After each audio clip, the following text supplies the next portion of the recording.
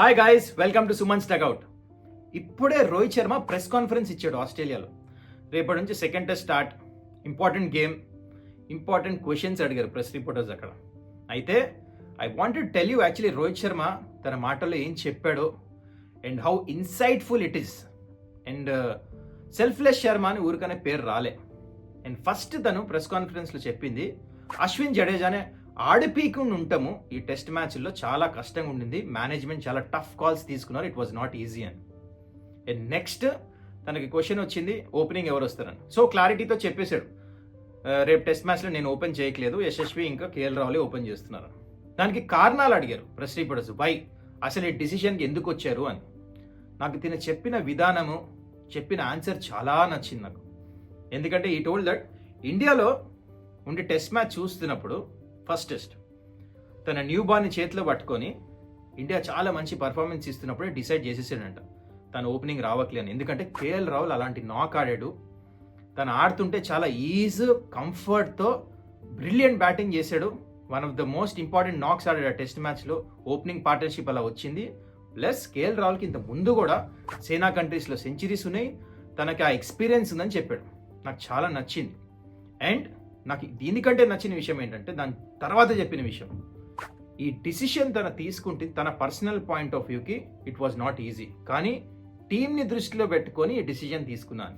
So this is what real honest successful captains are all about. అది T20 world కప్లో కూడా చూసాం మనం. టాక్టికల్ ఎట్లా డిసిషన్స్ తీసుకున్నారో చాలామంది తీసుకుంటారు, కానీ సెల్ఫ్లెస్ డిసిషన్ అంటే ఫాస్ట్ ఆడతాడు, బ్యాటింగ్ వెళ్ళి తన పర్సనల్ మైల్ స్టోన్స్కి ఆడాడు. మంచి స్టార్ట్ వచ్చి 30-40 కొట్టినా పర్వాలేదు, అక్కడ నుంచి యాక్సిలరేట్ చేయాలి. అట్లా ఇండియా ఎన్ని మ్యాచ్లు గెలిచారు T20 వరల్డ్ కప్ను మనం చూసాం ఆ స్టార్ట్స్ వల్ల.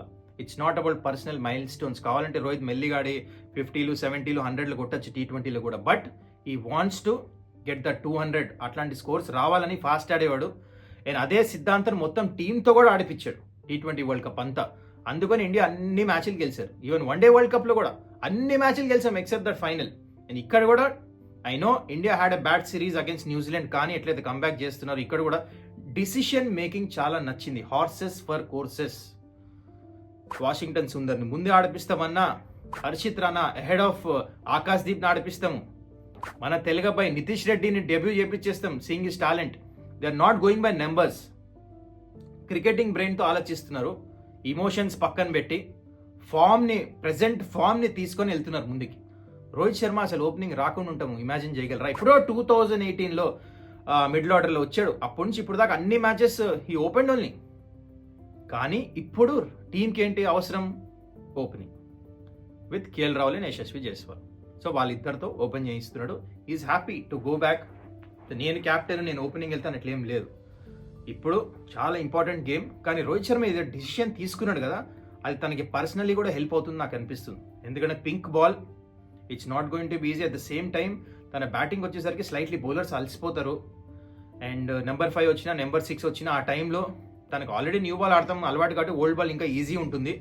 సో రిథంలో అంత లేడు, ఫామ్లో లేడు కాబట్టి మేబీ కొంచెం టైం తీసుకొని ఆడితే అక్కడ సెట్ అయ్యాడా ఇక దాని తర్వాత ఫామ్లో వచ్చేస్తాడు. జస్ట్ టేక్ వన్ షాట్, ఒక్క కవర్ డ్రైవ్, ఒక్క సెషన్ ఆడితే will gain his confidence back. తనకి మంచిది, టీంకి మంచిది. కానీ వాట్ ఏ డిసిషన్ మ్యాన్. నిజంగానే రోహిత్ శర్మ ఈ షోయింగ్ ఇండియా ఒక లీడర్షిప్ క్వాలిటీస్. ముందు ఇండియన్ టీం ఎట్లా వెళ్ళాలో. అండ్ well backed by Gautam Gambhir కూడా క్రెడిట్ ఇవ్వాలి. ఎట్లా డిసిషన్స్, టఫ్ డిసిషన్స్ తీసుకుంటున్నారు. అందుకని Indian team is very very special. Except that New Zealand series వదిలేస్తే I think we been doing really well. And hats off to Rohit Sharma. I think ఈ డిసిషన్ మనం అందరం back చేయాలి. అండ్ ఇండియా టెస్ట్ మ్యాచ్ కూడా బ్రిలియంట్గా గెలిస్తే, అది కూడా పింక్ బాల్ రివెంజ్ తీసుకొని గెలిస్తే ఇంకా చాలా బాగుంటుంది. It will be icing on the cake.